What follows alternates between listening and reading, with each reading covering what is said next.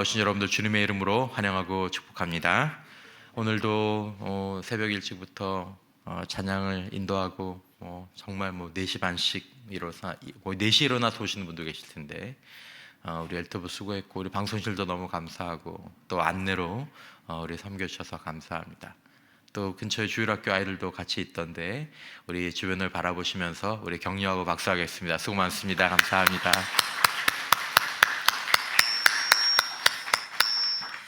얼마나 감사한지 모르겠습니다.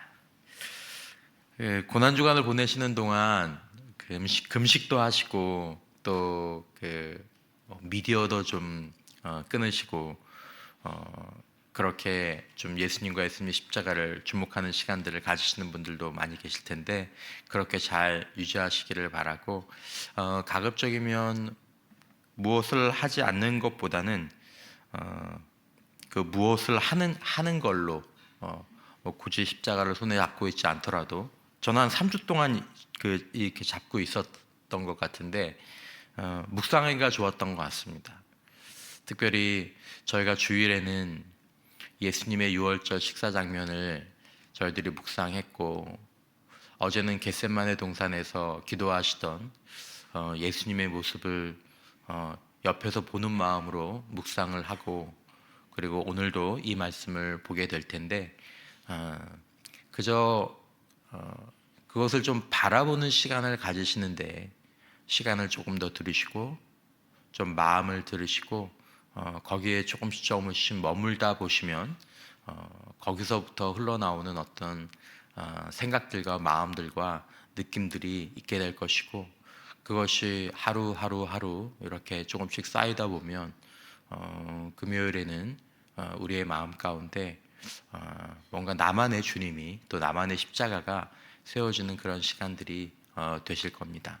그래서 시간이나 마음을 구별해서 고난주간이지 그래서 유월절 식사 자리 또 예수님이 기도하시던 자리 또 오늘의 말씀의 자리 또 이어지는 그 모든 자리들에 그저 옆에서 지켜보고 바라보는 자가 되면서 마음에서 나오는 대로 또 기도도 하시고 생각도 하시고 내가 십자가와 얼마나 멀어졌는지 느껴도 보시고 내 마음이 십자가가 아닌 어떤 것들로 이렇게 많이 차 있는 것들을 또 생각도 해보시면서 이제 그것이 십자가 묵상의 중요한 과정이 되는 것 같습니다.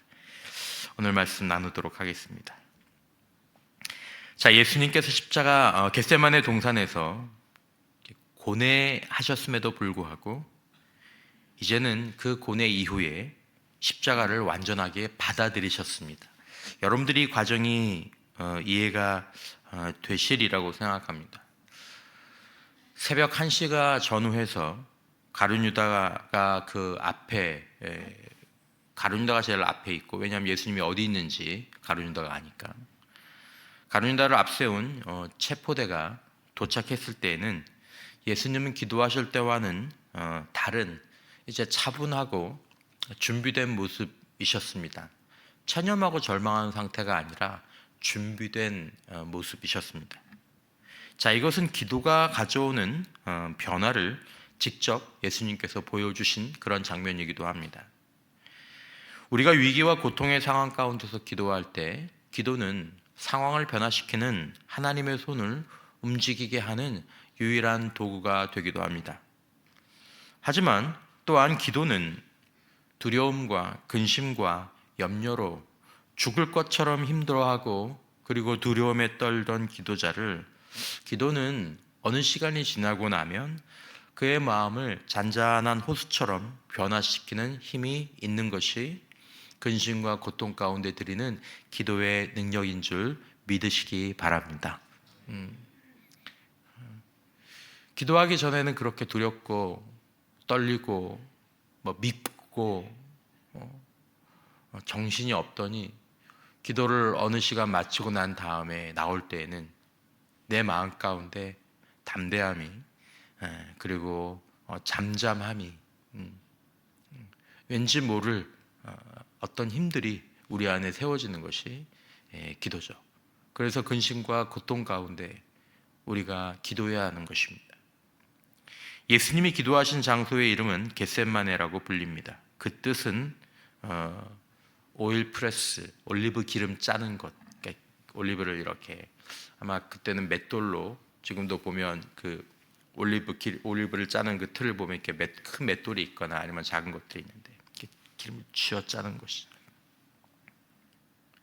마치 나를 올리브처럼 쥐어 짜서 부술 것처럼 느껴지는 그런 시간을 앞에 두고 있다고 하더라도 우리가 아버지께 기도한다면, 또 아버지께 기도하면서 가장 유익한 것을 아시는 아버지의 뜻이 이루어지기를 간절히 구한다면, 결국에는 우리도 다가오는 상황들에 대해서 절망하거나 도망가지 않고 차분히 직면할 수 있다라는 것을, 이제 자신을 잡으러 오는 사람들을 이제는 오히려 기다리고 계시는 예수님을 보면서 알게 됩니다.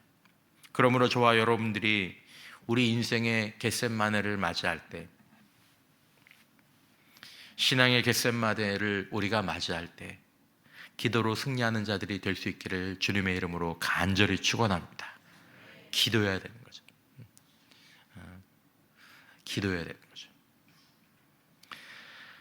그러므로 오늘 본문에서 예수님은 스스로 잡히십니다.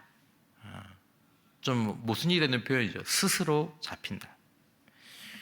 유대교에는 아케다라는 용어가 있습니다. 오늘 설교의 제목이기도 한데, 아케다라는 말은 히브리어 단어의 기본적인 이 의미는 이렇게 묶는다라는 것입니다. 이렇게 묶는 행위, 이걸 아케다라고 얘기합니다. 근데 유대인들한테 아케다라고 얘기를 하면 창세기 22장을 사실은 이 아케다라고 이야기합니다. 이렇게 그들이 아케다의 의미, 아케다를 기억합시다. 그러면 이제 창세기 22장, 여기 창세기 22장에는 아브라함이 이삭을 제물로 바치기 위해 결박하는 장면이 나오죠. 그 사건을 연결해서 이 말을 하는 것입니다. 그러니까 이 사건을 이야기할 때 이 아브라함이 이삭을 이렇게 묶는 그거, 그리고 이삭은 아버지가 나를 묶을 때 가만히 있는 이걸 이 사건의 진수로 보는 거죠. 예수님 당시 유대교 랍비들은 지금도 마찬가지지만 아브라함이 하나님이 주신 외아들 이삭을 하나님의 명령에 따라서 주저없이 제물로 바치려고 했던 이 아케다 사건을 최고의 신앙의 모습으로 소개하고 있습니다. 이 점은 우리도 비슷하죠. 그러면서도 유대인들은 아케다에서 해결하기 어려운 문제가 있었습니다. 이 아브라함의 이 위대한 신앙을 우리가 본받아야 된다. 이 위대한 순종을 본받아야 된다. 그러면서도 해결하기 어려운 문제가 있었습니다. 무엇이었을까요? 아케다는 하나님이 자기 자식을 희생하라는 요구였기 때문입니다. 여러분, 자신의 자식을 희생시키는 이 생각은 상상할 수도 없었습니다. 수세기 동안 유대인들은 이것을 논의하고 토론했다고 하죠. 어떻게 하나님이 이런 요구를 아브라함에게 하실 수 있는가? 선하고 거룩하신 하나님이. 유대교가 내린 대답은 이런 것들입니다. 하나님은 사실은 실제로 이삭을 바치기를 원하신 건 아니다. 그냥 시험이지. 또는 하나님은 아브라함의 믿음을 검증하시고 하나님은 자식을 바치도록 하는 그런 신이 아니라는 것을 간접적으로 보여주시기 위해서 명령한 것이었다. 등등의 대답을 하고 있지만 여전히 해석의 어려움을 겪고 있습니다. 유대교에서 이 아케다 사건을 중요하게 생각하는 전통이 세워진 이유는 두 가지 때문입니다. 첫 번째는 말씀드린 것처럼 아브라함의 절대적인 순종으로 나타난 믿음을 높이 평가하는 것이죠. 그런데 또 하나, 유대교에서 아케다를 중요하게 여기는 것 중에 하나는 뭐냐면 이삭의 순종입니다. 이삭의 순순함이죠. 유대교에서는 이삭을 단순한 희생물로 보는 것이 아니라 스스로 제물이 되기를 자발적으로 받아들인 자발적 순종자로 그렇게 강조합니다. 거기에 주목하는 거죠. 탈무드에 보면 이삭은 아버지의 뜻에 기꺼이 자신을 맡겼으며 하나님의 뜻에 대해 어떤 원망도 하지 않았다. 이것이 이삭의 공로인 것입니다. 아케다 전통은 이삭이 자신을 제물로 바치도록 기꺼이 허락한 그 행위를 실제 제물로 간주합니다. 제물이 이삭이 되었다. 기독교에서는 제물이 될 뻔했다라고 보지만 유대교에서는 실제로 제물이 되었다. 제물이 된 것과 다름이 없다. 거의 죽었다라는 표현을 죽은 것과 다름이 없다. 그러니까 로마서에 보면 거룩한 산제물 같은 그런 느낌입니다. 이렇게 주장하죠. 그의 행위는 흠 하나 없이 완전한 진짜 제사와 같아서 다른 어떤 제사보다 하나님의 자비와 용서 그리고 어려움 속에서의 도움을 구하는 데 효과적이었다. 이삭이 그런 제사를 드렸으니 그것을 기억하셔서 저희에게 은혜를 베풀어 주시고 그 공로를 저에게 투영해 주십시오라는 것입니다. 유대교에서 아케다는 매우 중요한 사건입니다. 유대인들의 생활력, 종교력이 아니라 생활력 1월 1일이 나팔절인데 그 나팔절에 이 숫양의 뿔로 만든 이 쇼파르를 붑니다. 저도 한번 들어본 적이 있는데 뿌 붑니다. 근데 이 염소의 뿔, 이 숫양의 이 뿔이 아케다 사건에서 이삭 대신 그 수풀에 걸린 그 숫양을 연상시키는 그것과 서로 연관이 있는 거죠. 이 나팔을 뿍 불면서 기도하는 것이죠. 주여, 이삭이 당신의 뜻에 따라 자신의 목을 드린 그 순종을 기억하여 주옵소서. 나는 공로가 없지만 이삭의 그 공로를 기억하셔서 올 한해 나에게 은혜를 베풀어 주옵소서. 주여, 아브라함이 독자를 번제단 위에 바치려 한 그 신실함을 기억하시고 오늘 우리를 기억하옵소서. 창세기 22장에서 일어났던 그 사건의 공로를 내가 하지 않았지만 그 공로를 나에게 허락해 주십시오 라는 이 의식이 나팔절에 1월 1일에 그러니까 굉장히 중요한 거죠. 종교력으로 보면 6월절이 1월이지만 생활력으로는 이 나팔절이 1월입니다. 여기에는 이삭의 순종이 이스라엘을 위한 공로가 된다라는 의식이 담겨 있습니다. 기독교인으로서 유대교의 이 아케다를 중요하게 여기는 아케다의 의미를 듣다 보면 우리는 정확하게 무엇을 기억하게 됩니까? 십자가 사건을 기억하게 됩니다. 선하고 거룩하신 하나님이 왜 아들을 제물로 바치라고 요구하셨는지, 그것을 왜 믿음의 조상 아브라함에게 하셨는지, 그것은 장차 하나님 아버지께서 외아들에게 행하실 일을 미리 보이신 것입니다. 놀랍죠? 이삭은 자기를 불태우게 될 나무를 묵묵히 치고 아버지를 따라서 3일 길을 갑니다. 십자가 묵상을 하다가 이 장면이 떠오르면 예수님이 자기가 질 십자가, 그 나무 십자가를 그것들을 지고 골고다로 향하시는 모습이 함께 겹쳐서 보이게 됩니다. 아케다로 돌아가 보면 아브라함이 아들 이삭, 아버지가 자기를 묶어서 제단 위에 놓을 때 묶어가지고 제단 놓으면 가만히 있어야 되잖아요. 묶어가지고 그리고 줄을 잡아가지고 제단 위에 이렇게 놓일 때 이삭은 단 한마디 불평이나 단 한 번의 저항도 하지 않았습니다. 기이한 일이죠. 아케다를 보면 이삭은 자발적으로 자신의 완전한 의미로 제물의 자리를 지켰습니다. 내가 제물이 될게요 이렇게까지는 아니었지만 그 과정 가운데 순순히 아케다의 순종이죠. 아브라함은 이삭을 하나님께서 다시 살리실 것이라고 믿으면서 여기에 순종했다는 히브리서의 기록이 있지만 하나님은 이삭을 죽었다가 살게 하지 않으셨습니다. 왜냐하면 이삭은 예수님의 예표였지 실체가 아니었기 때문이죠. 하나님이 자기의 외아들 완전한 이삭을 세상의 죄를 위해 제물로 친히 준비하실 것이라는 엄숙한 예고가 아케다에 남아 있습니다. 창세기 22장 13절 이하에 아브라함이 눈을 들어 살펴본즉 한 순양이 뒤에 있는데 풀이 숫풀에 걸려 있는지라. 아브라함이 가서 그 숫양을 가져다가 아들을 대신하여 번제로 드렸더라. 아브라함이 그 땅 이름을 여호와 이레라 하였으므로 오늘날까지 사람들이 이르기를 여호와의 산에서 준비되리라 하더라. 여호와 이레는 우리 주님이신 줄 믿습니다.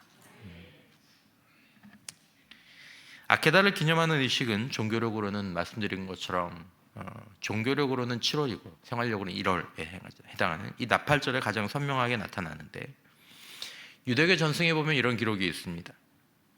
하나님께서 니산월에 6월절이 있는 달이죠. 종교력의 첫 달, 종교력 1월. 이삭을 바치게 하시고 또한 그 달에 이스라엘이 애굽에서 해방되었다.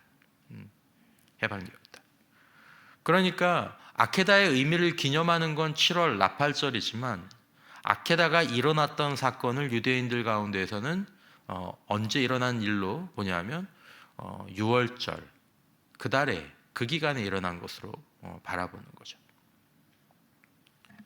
이것은 유대교 일부의 전승이긴 하지만 예수님은 애굽의 첫 6월절 어린 양인 동시에 그의 공로로 사람들을 구원하는 아케다의 이삭이라는 암시가 이미 유대교에서는 흐르고 있었습니다. 그러니까 창세기 22장이 곧 예수님을 예표하는 것이다라는 의식이 사실은 유대교에서는 이미 흐르고 있었죠. 하지만 그것이 예수님이다라는 것을 인정하고 싶지 않아 하죠. 유대교에서 그렇게 중요하게 여기는 아케다에, 또 유대교에서 그렇게 중요하게 하는 첫 6월절은 모두가 다 갈보리 언덕의 십자가를 가리키고 있었습니다. 십자가의 의미가 무엇인지를 설명하고 있는, 보여지는 십자가죠. 느껴지는 십자가죠. 하나님 아버지의 마음과 아들 예수 그리스도의 마음이 어땠을지를 알아차리도록, 또 그것을 기억해 주길 바라는 것처럼 기록에 남겨져 있습니다. 유대교에서는 지금도 아케다를 매우 중요하게 여기면서도 애써서 기독교적인 해석은 굉장히 경계하면서 불완전한 해석을 붙잡고 삽니다. 이삭의 공로를 기억해 주옵소서, 아브라함의 순종을 기억하셔서 우리에게 은혜를 베풀어 주옵소서. 마치 우리가 십자가의 공로를 의지하는 것과 조금은 비슷하죠. 하지만 불완전한 거죠. 거의 죽었기에 죽은 것과 다름없다고 말하면서 이삭의 공로와 아브라함의 공로를 의지하여 기도합니다.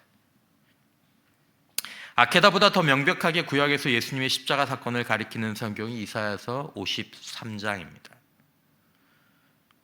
53장 5절에 그가 찔림은 우리의 허물 때문이요 그가 상함은 우리의 죄악 때문이라. 그가 징계를 받음으로 우리는 평화를 누리고 그가 채찍에 맞음으로 우리는 나음을 받았도다. 우리는 다 양 같아서 그릇 행하여 각기 제 길로 갔거늘 여호와께서는 우리 모두의 죄악을 그에게 담당시키셨도다. 그가 곤욕을 당하여 괴로울 때에도 그의 입을 열지 아니하였으며 마치 도수장으로 끌려가는 어린 양과 털 깎는 자 앞에서 잠잠한 양같이 그의 입을 열지 아니하였도다. 유대교 회당 예배의 순서에는 성경 본문들을 읽다가 예언서를 낭독하는 하프타라라는 전통이 있다고 합니다.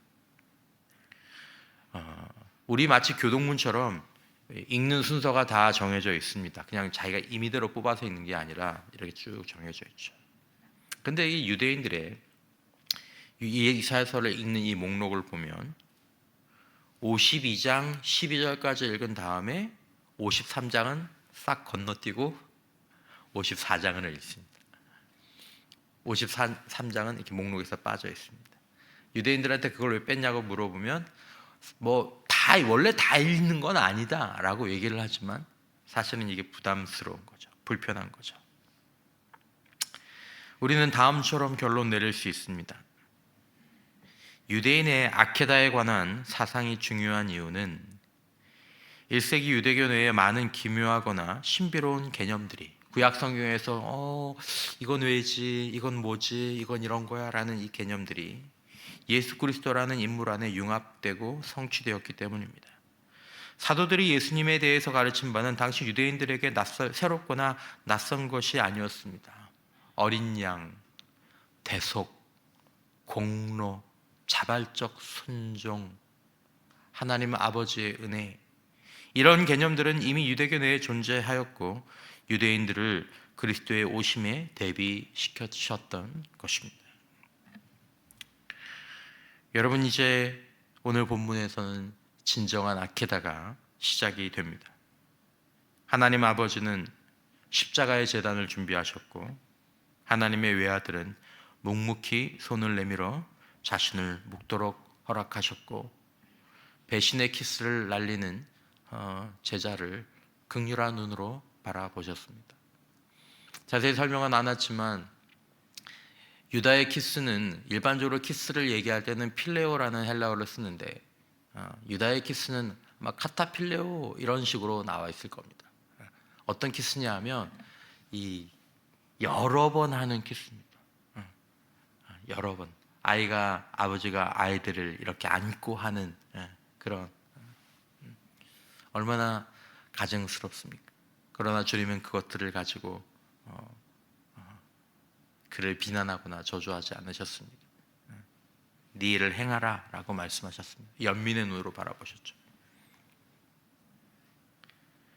사랑하는 독자 이삭을 묶어서 제단 위에 올려놓고 칼로 목을 따고 배를 가르고 조각을 내서 불을 태워야 했던 아버지 아브라함은 아케다에서 원망하거나 울지 않았습니다. 성경은 아브라함의 마음을 묘사하지 않습니다. 그러나 우리는 조금 헤아려야 하죠.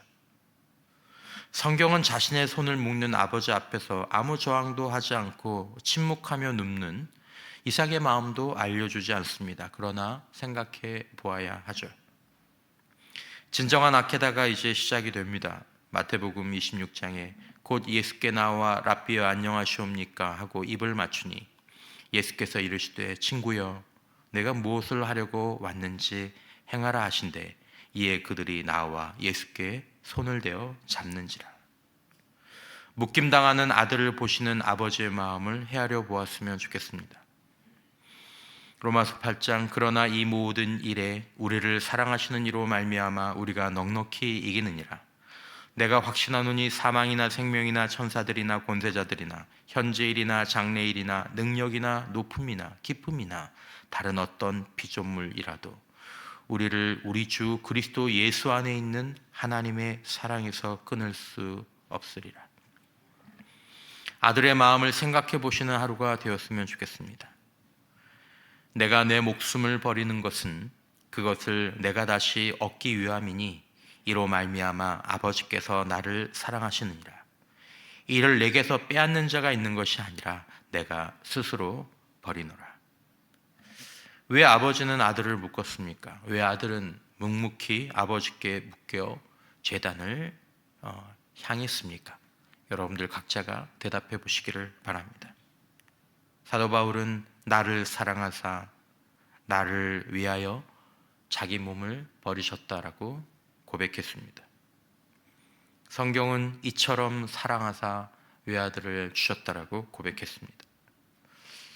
여러분, 우리는 살아가면서 아케다의 침묵, 아케다의 순종을 언제쯤 우리의 삶 가운데 또 우리의 신앙 가운데 실천할 수 있을까요? 그런 생각이 들었습니다. 아버지와 아들은 감정을 드러내지 않았습니다. 내가 이런 일을 한다고 홍보하지도 않았고 그저 묵묵히 사랑하고 묵묵히 순종하고 묵묵히 희생하셨습니다. 우리를 위한 진정한 아케다, 나를 위한 아케다, 그것이 2000년 전 예수님의 십자가가 아닌가 생각합니다. 오늘도 우리도 주님과 주님의 몸을 위한 우리의 아케다가 언젠가는 아름다운 제사로 드려질 수 있기를 주님의 이름으로 축원합니다.